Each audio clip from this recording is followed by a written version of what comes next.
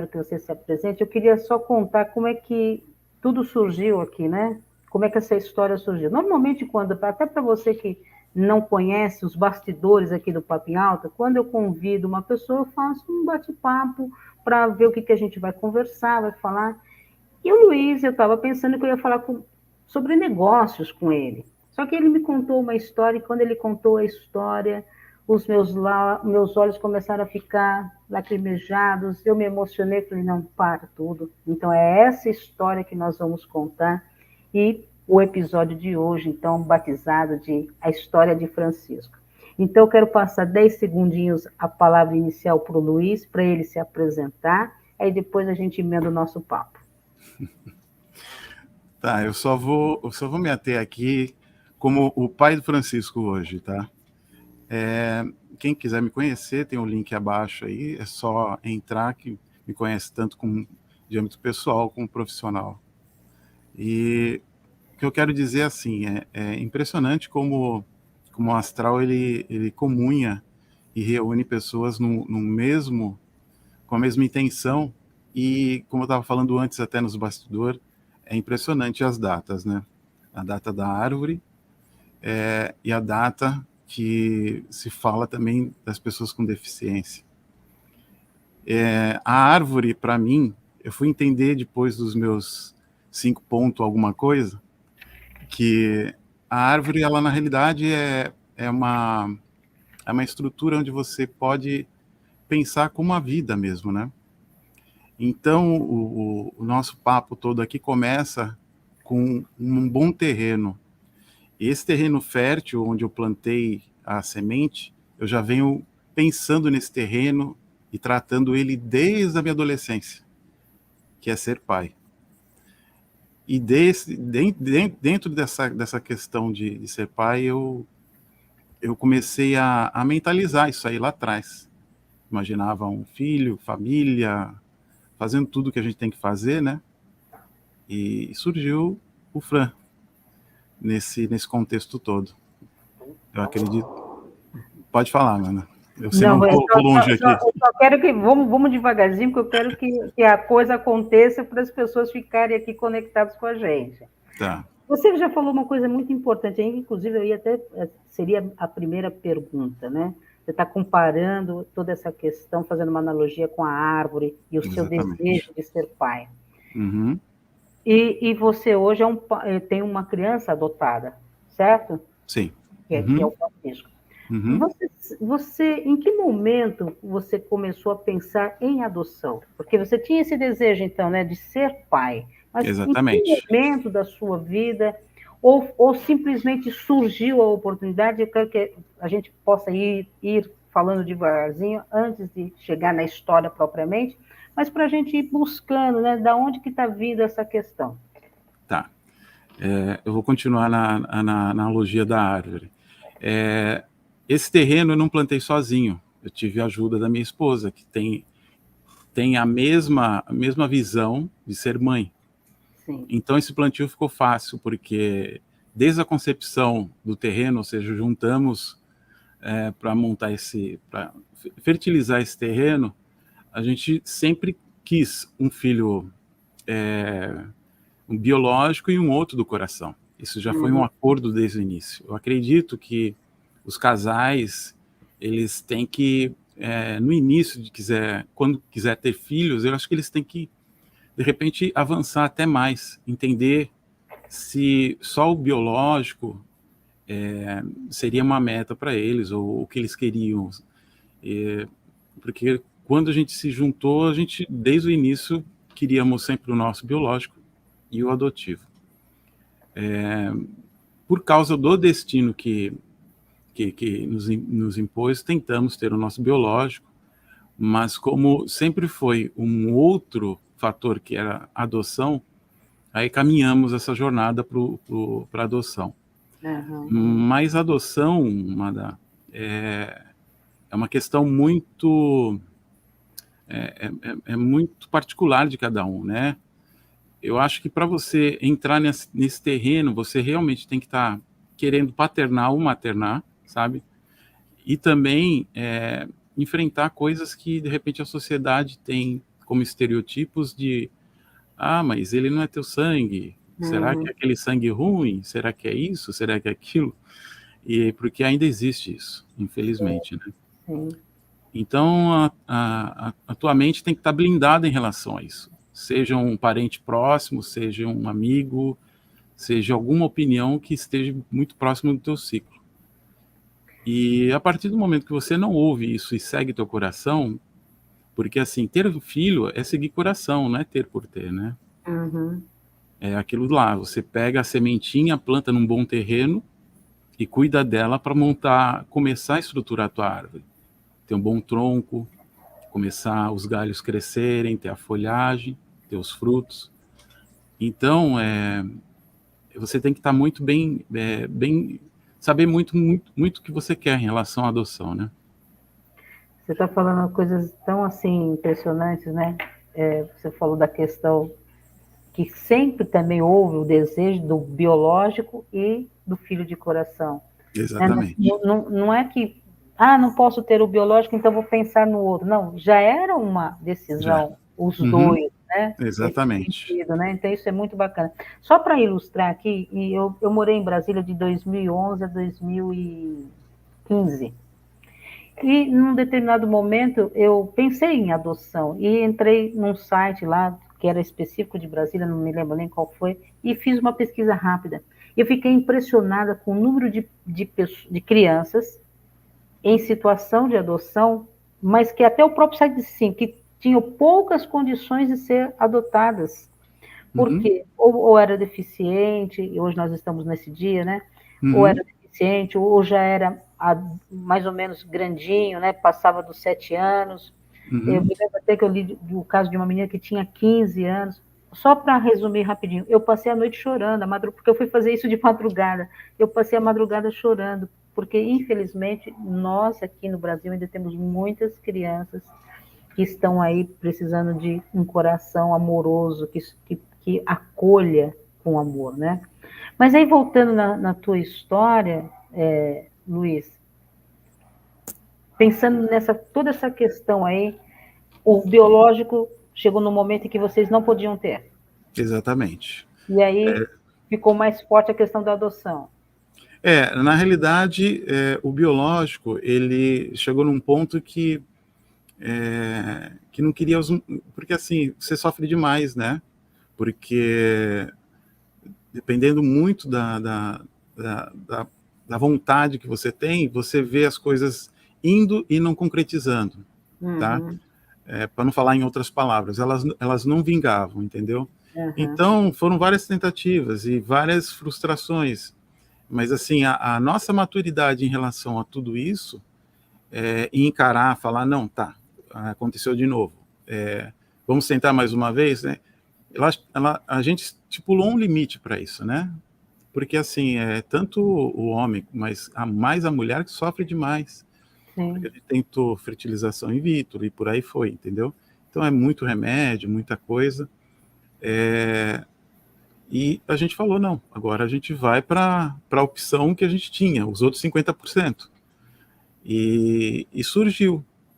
E assim, a partir do momento que você tem no coração a vontade de paternar ou maternar, não importa a cor, a raça, sei lá, como que você quer caracterizar um ser que vai viver do teu lado. Por quê? Porque a tua vontade tem que ser maior. Então, no meu coração sempre foi assim, bom, que seja, nem que seja um oriental. Se ele me reconhecer como pai, eu vou reconhecer 1000% ele como filho. Não tem problema nenhum. Mas é aquela coisa, né? E foi indo. Tentamos adotar por São Paulo. Tem essa burocracia toda, né? Você tem que ter todo um contexto de acompanhamento, você tem que ter habilitação para poder entrar no processo.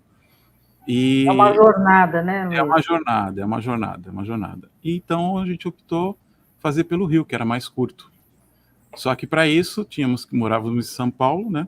Aí tínhamos que sair de São Paulo e ir para o Rio toda quarta-feira. Então eram 12 horas, 6 de ida e 6 de volta, né? de carro para poder chegar na reunião de pais, ficar meia hora, falar oi, tudo bem, fazer uma palestra e voltar. Mas assim, a vontade era maior. Então, a partir do momento que você encara essa jornada de uma forma suave, uma forma que tá divertido, sabe? Você tem que prazerosa, brincar. né? Exatamente. Na vida, você não pode levar nada a ferro e fogo. Você tem que amar o que você está fazendo, você tem que amar o teu processo. Não adianta se antecipar, querer ver o objetivo final funcionando, mas se você não for pedacinho por pedacinho olhar teu caminho, nossa, eu caminhei até aqui. Eu caminhei mais um pouquinho. E dar risada de tudo isso, você não chega a lugar nenhum. O teu objetivo ele se torna um fardo. Então, para a gente, o processo era divertido. Então, na nossa cabeça era, vamos para o Rio comer um pastel, tipo umas brincadeiras assim, entendeu? Porque era... E a gente entrou nesse processo. E ele veio, assim, depois que a gente conseguiu a habilitação, ele veio muito rápido para a gente, né? Durante esse período, então, você ia até o Rio dentro de uma possibilidade de conhecer uma criança para adoção. Era o período da habilitação, que você tem que ter um período, que foram 4 meses fazendo isso, e depois você tem o período de escolha, adaptação, você tem que visitar, você tem que ir nos orfanatos, você tem que olhar, entendeu? E esse processo todo, antes, até chegar no Francisco, demorou quantas viagens, quanto tempo? Madame, não tenho nem ideia, sabe? Foi uma coisa que a gente não ficou calculando. Mas foi um tempo mais ou menos considerável. Foram 4 meses de, assim, pense 4 meses, toda quarta-feira tem que viajar. Era isso. Aquela ansiedade, aquela busca, né? Exatamente. E agora, então, comentar. E como que surgiu, então, o Francisco na vida de vocês? Como é o nome da sua esposa? Desculpa. Denise. Denise. Isso. Como chegou o Francisco até o Luiz e até a Denise? Bom, o Francisco chegou, estávamos nesse processo, né? Aí conseguimos ser habilitados nesse período de 4 meses. O que aconteceu? A pessoa que estava tomando conta a desembargadora que fazia o processo de adoção lá no Rio, ela tinha uns eventos que elas faziam. E como a gente trabalhava com evento, a gente participou dos eventos assim, mas para ajudar. E numa dessas viagens do evento, a gente tinha sacola, tinha coisas que a gente poderia doar para o evento. A gente colocava tudo dentro do carro, enchia o carro e ia embora e levava para o evento.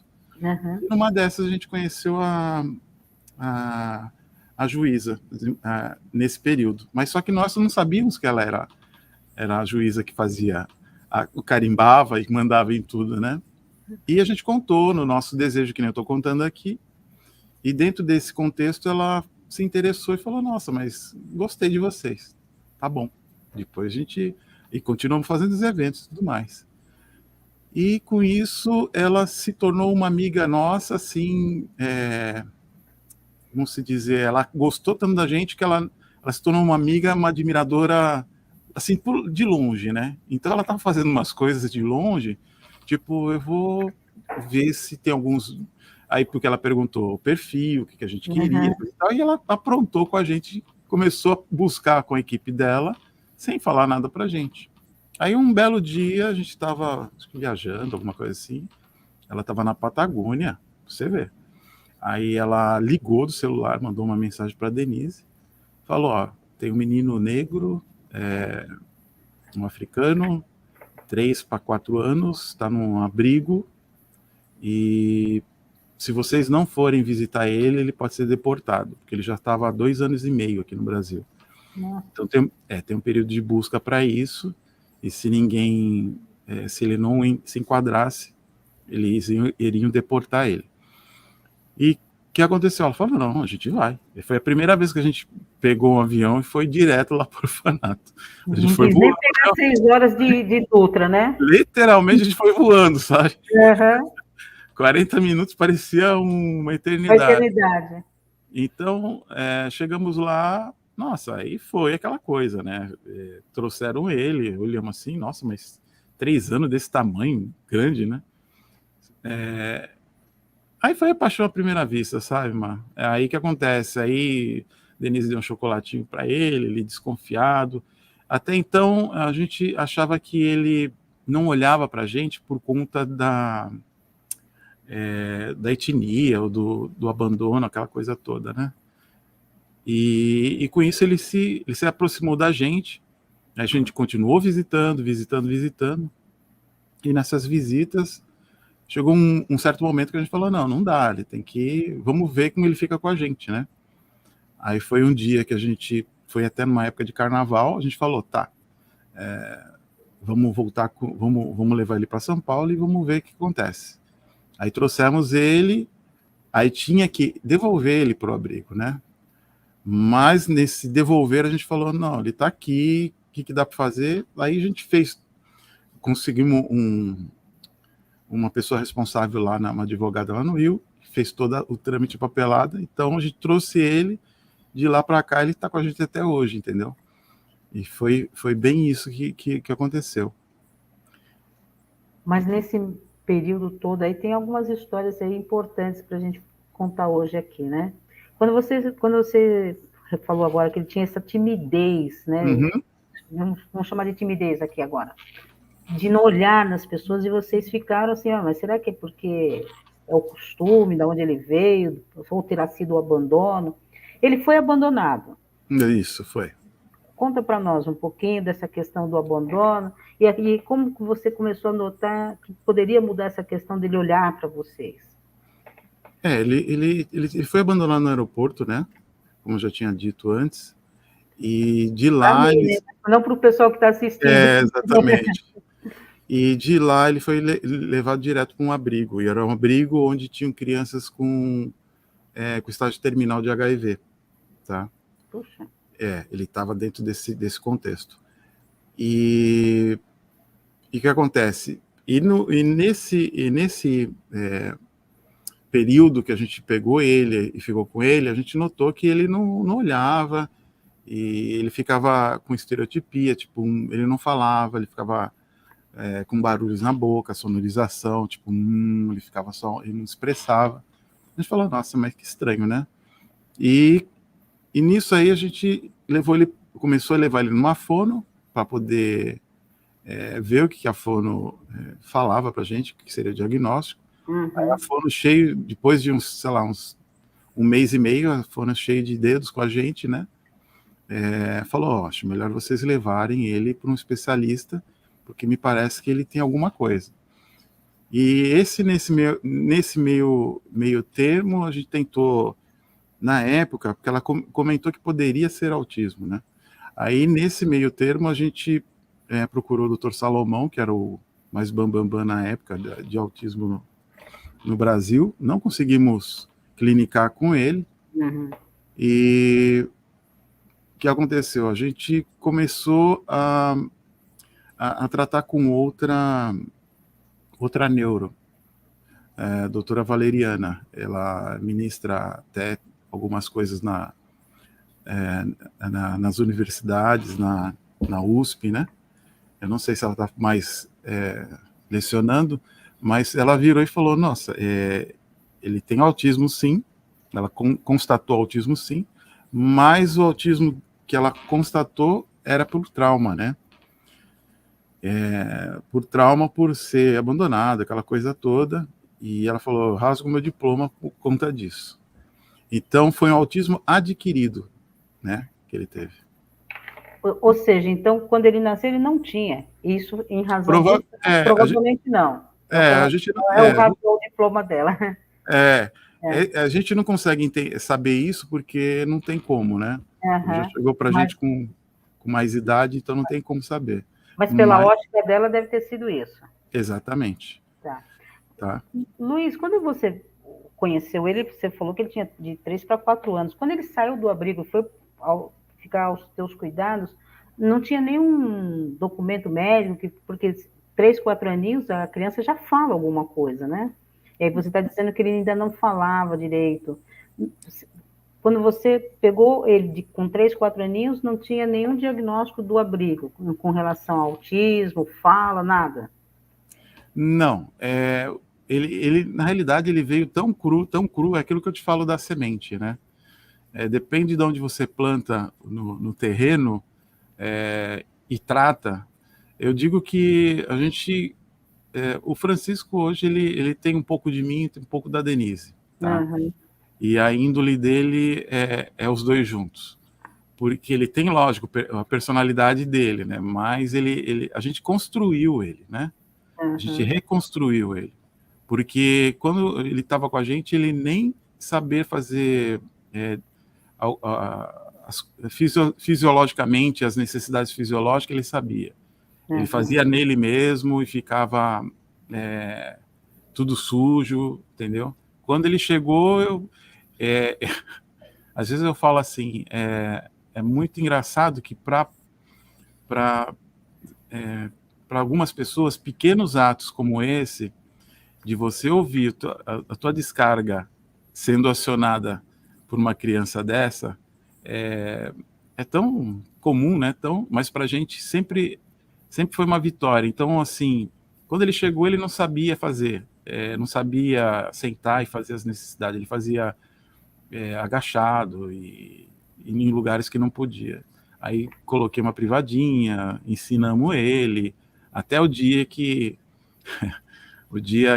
a Denise ouviu a descarga e falou, nossa, mas aí abriu a porta, ele estava dando a descarga sozinho, entendeu? Isso foi um dia. E outro dia foi ele também abrindo a boca, as primeiras palavras dele foi bobô, que ele queria bobô. A Denise, bobô? Era bolacha. Foi a primeira coisa que ele falou, assim, que deu para entender. Então, foi emocionante porque a gente começou a lapidar ele, né? E de lá para cá, quando a gente teve esse diagnóstico da doutora Valeriana, ela falou, Luiz, Denise, a chave cognitiva, ela fecha aos 7 anos. Então, de lá para cá, o que a gente fez? Correu com ele o máximo do que ele pode, né? Até os 7 anos, então foi muita terapia, psicólogo. Você procurou uma terapia alternativa, não foi? Todas. Assim, até tratamento, a gente teve assim, o astral é tão bom com a gente que não tem como não falar, mas assim, a gente ficou 15 dias em Puerto Vallarta, no México, fazendo tratamento com os golfinhos, de sonorização, assim, o sonar. Essa sua parte da história, ela é fantástica. Conta ela com detalhes aí, porque foi a parte que eu até vou avisar para o pessoal, foi a parte que eu chorei, viu? Então, conta para nós aí com detalhes essa... Primeiro que acho que poucas pessoas conhecem, né? Essa questão dos golfinhos no tratamento, que acho que nem pode mais, me parece. Exatamente. Mas aí conta para nós mesmo. Então, como a gente tem amigos trabalha com alguns, a gente atende alguns destinos, né? A gente tem a oportunidade de fazer amigos dentro desse contexto. Então tem uma amiga nossa muito bacana, que ela é do México, e ela na época ela falou, nossa, tem um tratamento com golfinhos em Puerto Vallarta que é para esquizofrenia, né? Era para um outro tratamento. Aí o que ela fez? Ela fez o link com os terapeutas lá e perguntou se tinha como fazer um tratamento em especial para o Francisco, sendo autista. Por quê? O que acontece? Os golfinhos, eles emitem aquele sonar, né? Que eles captam aqueles crustáceos, ou também se conversam através dessa sonorização, né? Mas eles também se reconstroem. Entre eles, quando um dos golfinhos tem um ferimento, eles emitem aquele sonar para cicatrizar. E descobriram que nesse íntere aí, você conseguia mexer com esquizofrenia e outros tratamentos mais no cérebro, eles conseguiam reestruturar a pessoa. E montaram um programa de 15 dias para a gente, numa época que o dólar estava... Especificamente para vocês. Isso, exatamente. Foi só para a gente. Foi numa época que tava o dólar nos tampão, né? Uhum. E a gente falou, nossa, mas vai ter condição, não vai ter condição. Isso foi em 2016, tinha que largar as empresas e ficar 16, 20 dias fora.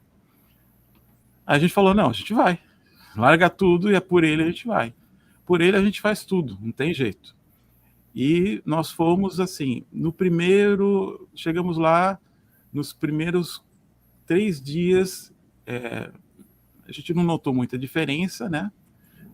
Mas no quarto dia, ele parece que a gente entrou em desespero porque ele voltou com as estereotipias, né? Que tinha no começo. Aquele e no olhar. Aí, no quarto dia, ele voltou com tudo isso. Aí, nós dois ajoelhamos e falamos, meu Deus, o que Um choque para vocês, né? Voltou tudo, né? Só que aí, tudo bem, vamos continuar. Aí, no quinto dia, o que aconteceu? Ele fez de novo o tratamento, a sessão. Só que na van que estava levando a gente pro hotel, ele começou a cantar do nada. Parecia que ele estava cantando Mozart, alguma coisa assim, no ritmo. Eu falei, o que está acontecendo com esse menino? E o que aconteceu? Do sexto dia para frente, que foram 15, né? Foram 10 sessões, eu acho. E o que acontece? Do sexto dia para frente, ele começou a melhorar. Ou seja, quando eu acabei de perguntar para eles, como que fala? Os golfinhos, me parece que desmontaram o Lego e montaram depois do jeito certo. Você entendeu? Olha que lindo, olha que bacana, gente. É uma coisa que até arrepia até agora. Nossa, até hoje mesmo. É linda essa história. É fantástica. E de lá para cá ele voltou, sim, ele voltou outro menino, outra criança, a gente voltou mais feliz. Só que assim, ele conforme vai evoluindo, vai crescendo, vai mudando a estrutura, né? Então cada fase é de uma forma, sabe? O autismo, cada um tem um estereotipo diferente, mas cada fase é uma forma. Então a gente tem que sempre respeitar não só a forma dele, mas a evolução dentro desse contexto, entendeu? Uhum. Com tratamento, com acompanhamento. E quando a gente voltou, ele voltou, assim, 100% melhor, tá? Mas dentro daquele contexto que ele tinha, né? De 6 para 7 anos. Então, dali para frente, mudou, que a estrutura muda, a biologia Hoje ele muda. está com quantos anos hoje? Ele está com 16. 16. Muito bom. Por favor, complete o raciocínio.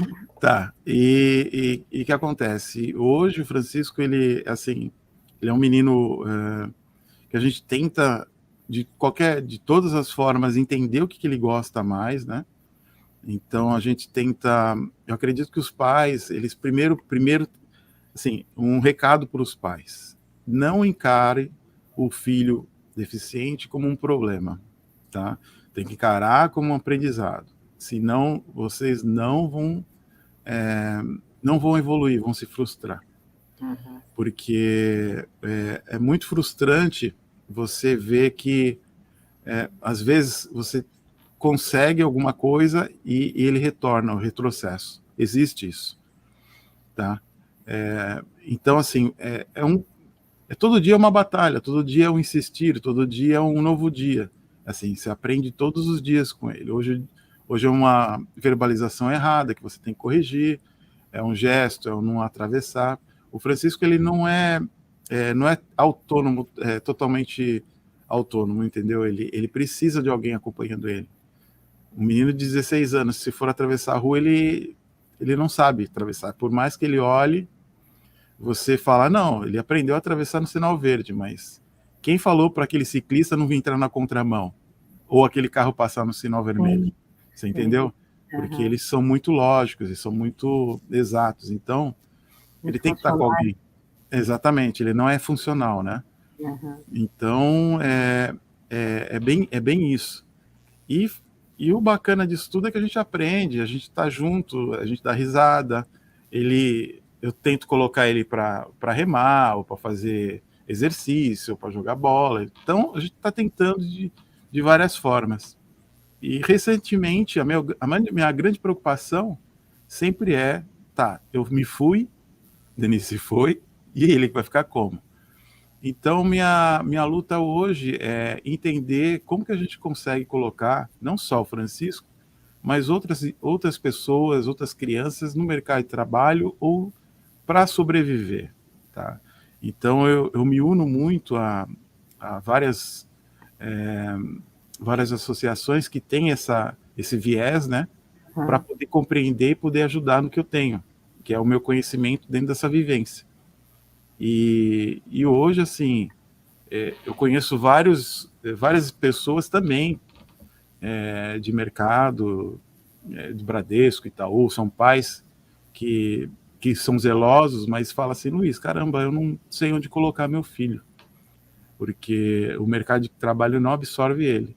E assim, uma das coisas que eu descobri com o Francisco é que ele gosta de modelar. E hoje o Francisco ele é modelo da agência Vogue, acho que é um dos especiais que tem lá da agência Vogue. Que bacana. E é assim, a gente tem que ficar se reinventando e reinventando tudo para poder encaixar ele e fazer com que ele evolua.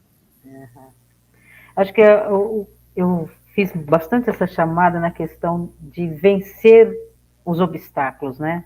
Uhum. E quando você fala sobre quando ele estava lá com os golfinhos, né? Que houve aquela regressão. Eu me lembro que você me contou e falou para sua esposa onde nós erramos, né? E eu penso que deve ter surgido no coração de vocês assim uma angústia por achar que pudesse estar regredindo. E aí quando vê que o menino volta até cantando dentro do carro, acho que é uma alegria transbordante, né? Porque cada evolução, mesmo independente de, acho que para um pai, para uma mãe, cada conquista de um filho é algo Exatamente. maravilhoso, né? Uhum. Independente da circunstância, independente de qualquer coisa. Mas principalmente quando está numa situação como essa, de que veio tão pequena para vocês, com tantas dificuldades. E o que mais me prende nessa mensagem sua, Luiz, é o amor e a dedicação de vocês, né? Embora eu não tive o prazer de conversar com a Denise, mas você contou. Essa questão da dedicação, do amor, é que vence tudo. Exatamente. Não é? Uhum.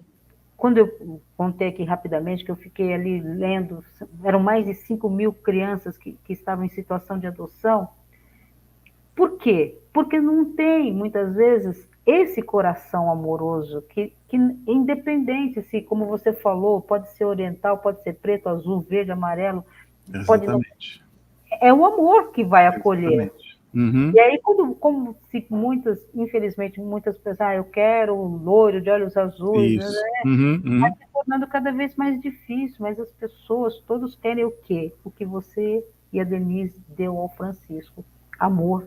Uhum. E é o Exatamente. amor que faz isso que você falou também, que a cada fase é uma conquista. Parece tão pequeno, né? Se você que está assistindo a gente aqui, parece tão pequeno, uma descarga.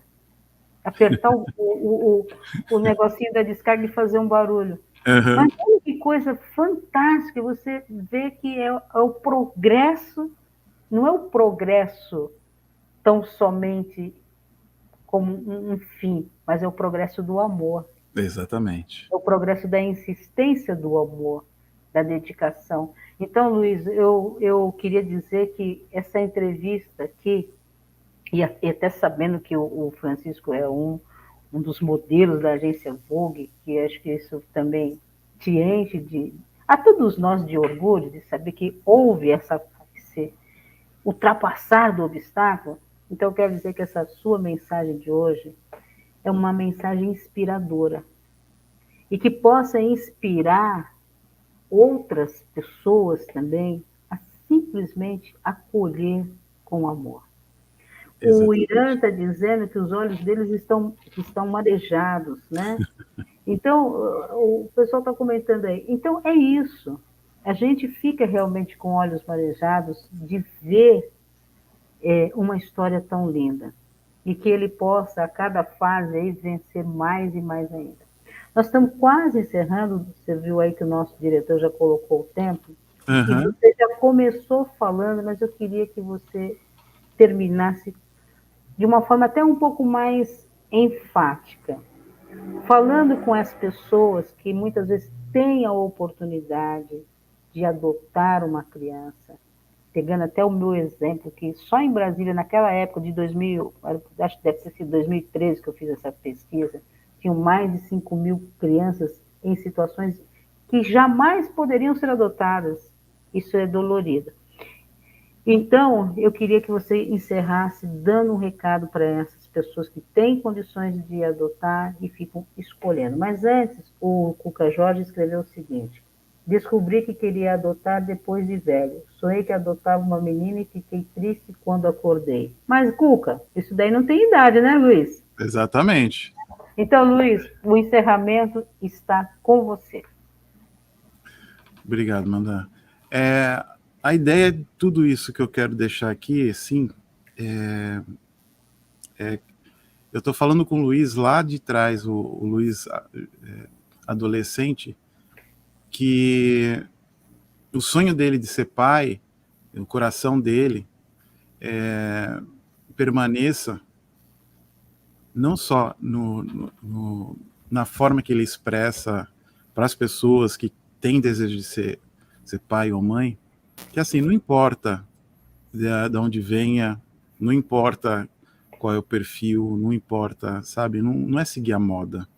Segue o coração.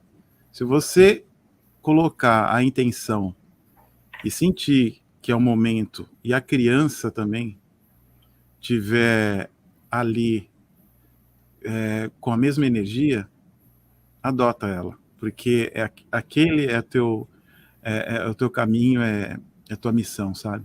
Porque assim, o Francisco chegou pra gente no momento que a gente intensificou essa energia, sabe? Veio do coração. Quando a gente olhou para ele, não olhou por fora, a gente olhou o coração dele. Se bate, tá, mas como que eu sei que eu vou adotar? Meu, coração falou com o coração, já era. Vai em frente que vai dar tudo certo. E assim, não adianta falar, mas como será? Não, caminha. Assim, as pessoas se frustram ou ficam muito angustiadas porque ficam no passado, ou vão para o futuro pensando o que vão fazer da vida, mas tem que viver o presente. Viva o presente de forma alegre, sabe? Encara as coisas, encara junto com a criança, encara o que tiver que encarar presente, sabe? Dia a dia que vai fazer a diferença. Futuro só a Deus pertence, é isso aí. Muito bom. Eu tive a honra e o prazer de conversar com o Luiz Sibiriçá, pai do Francisco, marido da Denise, que já deu um oi aqui para nós no chat. Denise, um beijo para você, escrevi aí, mas um beijo para você, que a gente possa ter a oportunidade de nos conhecer também. E eu termino aqui com a frase do próprio Luiz, que falou agora: não siga a moda, siga o coração e caminha. Um beijo para você que ficou ligado conosco. Quinta-feira tem mais Papo em Alta. Um beijo para o Francisco também. Beijão, pessoal. Boa semana. Igual.